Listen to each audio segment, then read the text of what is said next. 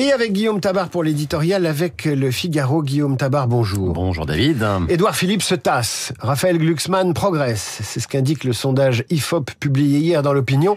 Le paysage de la présidentielle est-il en train de bouger ? Écoutez, oui, les positions bougent à gauche et dans le bloc central, mais il faut quand même toujours rappeler qu'un sondage est une photographie à un moment donné, pas une prévision de ce qui se passera le jour de la présidentielle.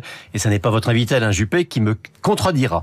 Alors on ne sait pas d'ailleurs quel sera le gouvernement dans un mois. Comment voulez-vous savoir qui sera président dans un an et demi ? On ne sait déjà pas qui sera candidat, à commencer pour le parti qui fait aujourd'hui la course en tête, à savoir le Rassemblement national. Ceci étant rappelé, la photo du dernier sondage recèle-t-elle des enseignements sur les rapports de force actuels ? Oui, la première leçon, c'est que le RN n'a jamais été donné aussi haut, de 33 à 35% selon les scénarios, et le bloc de la droite radicale ou extrême dépasse même les 40% si l'on y ajoute les scores d'Éric Zemmour et Nicolas Dupont-Aignan. Plus surprenant, Marine Le Pen et Jordan Bardella obtiennent exactement le même résultat, comme si le vote RN était indépendant de l'incarnation.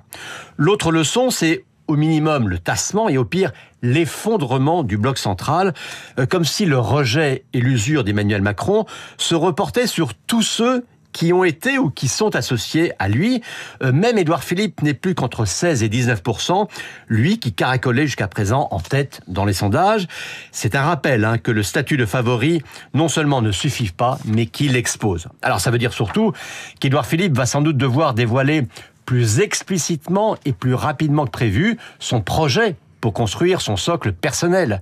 Et ça veut dire aussi qu'entre Philippe, Gabriel Attal, Gérald Darmanin, peut-être bientôt Sébastien Lecornu, et même pour LR Bruno Retailleau, la question d'un mode de sélection accepté par tous ne pourra pas rester longtemps un tabou.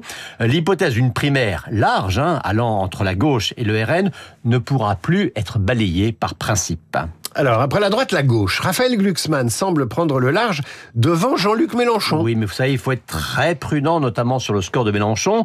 Il est donné à 12 ou 13%, ça peut paraître peu, mais à la même distance de la présidentielle de 2022, il était exactement au même étiage. Et on se souvient, il a fini à 22%. Quant à Raphaël Glucksmann, il semble en effet aujourd'hui séduire un marais du centre-gauche qui veut tourner la page Macron et ne veut pas de Mélenchon. Mais ça reste assez gazeux. Et puis surtout, je peux vous dire que le PS n'a aucune envie de lui dérouler le tapis rouge. Bref, durant 18 mois, les frontières ne vont pas cesser de bouger. Seul conseil que l'on peut éventuellement donner aux candidats, construire une offre attractive et originale, plutôt qu'avoir pour boussole des sondages qui, comme le dirait une chanteuse, passent en un instant comme fanent les roses. À quelle chanteuse pensez-vous ? Carla Bruni. Ah, décidément, Guillaume, vous êtes un connaisseur de l'œuvre de l'ex-première dame. Guillaume, je vous dis à demain.